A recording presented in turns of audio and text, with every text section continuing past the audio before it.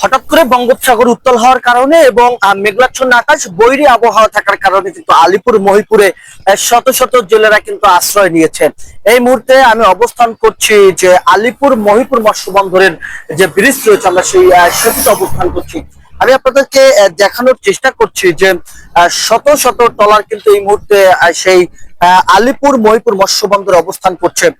তবে আপনাদেরকে একটু সুস্পষ্টভাবে জানিয়ে রাখতে চাই যে হঠাৎ করে বঙ্গোপসাগর উত্তাল হয়েছে এবং মেঘাচ্ছন্ন আকাশ রয়েছে এবং মাঝে মাঝে থেমে থেমে বৃষ্টিও হচ্ছে বলে এমনটা আমরা গতকাল রাত থেকে দেখে আসছি। তবে আজকে সেই বঙ্গোপসাগর উত্তাল হওয়ার কারণে এবং মেঘাচ্ছন্ন আকাশ থাকার কারণে কিন্তু বঙ্গোপসাগর থেকে শত শত জেলে ট্রলার কিন্তু তারা এই আলিপুর মহিপুর মৎস্য বন্দরে অবতরণ করছে বলে এমনটা আমরা সরজমিনে এসে আপনাদেরকে ভিডিওর মাধ্যমে দেখানোর চেষ্টা করছি। আপনাদেরকে এই মুহূর্তে দেখানোর চেষ্টা করছি যে আমি সকাল থেকেই সরজমিন ঘুরেছি যে অনেক ট্রলার লোকসান নিয়েও কিন্তু ঘাটে ফিরেছে, আবার অনেকে মাছ নিয়ে ঘাটে ফিরেছে বলে এমনটা আমরা সরজমিন দেখেছি। সত্যি কথা বলতে কি সগির ভাই, জাল যেমনই হোক, মাছ যদি ভালো চাও সাগর রশি জালে লাগাও। দেশেরা একটাই নাম সাগর রশি তার নাম, দেশেরা একটাই নাম সাগর রশি তার নাম।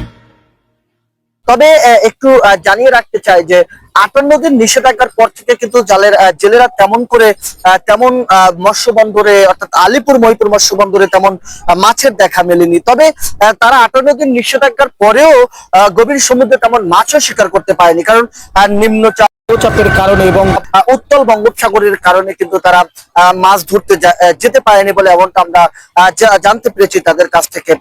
তবে আপনাদেরকে এই মুহূর্তে যে দৃশ্যটা দেখানোর চেষ্টা করছি যে শত শত ট্রলার কিন্তু বঙ্গোপসাগর থেকে কিনারায় ফিরে আসতে শুরু করতে, অর্থাৎ এই যে মৎস্য বন্দরটি সমুদ্র সৈকতের কাছে থাকার কারণে জেলেরা কিন্তু এই জায়গাটি কিন্তু বেছে নেয় তারা, এবং সবাই কিন্তু এই বলতে পারেন যে ভোলা, কক্সবাজার, পাথরঘাটার সব জেলেরা কিন্তু এই জায়গাতেই অবস্থান করে। আবার বঙ্গোপসাগর যখন নীরব হয় এবং বলতে পারেন যে বঙ্গোপসাগর যখন আবার একেবারে নিস্তব্ধ হয়ে যায়, তখন আবহাওয়া অনুকূলে থাকলে কিন্তু এখান থেকেই তারা ছুটে চলে সেই গভীর বঙ্গোপসাগরের উদ্দেশ্যে।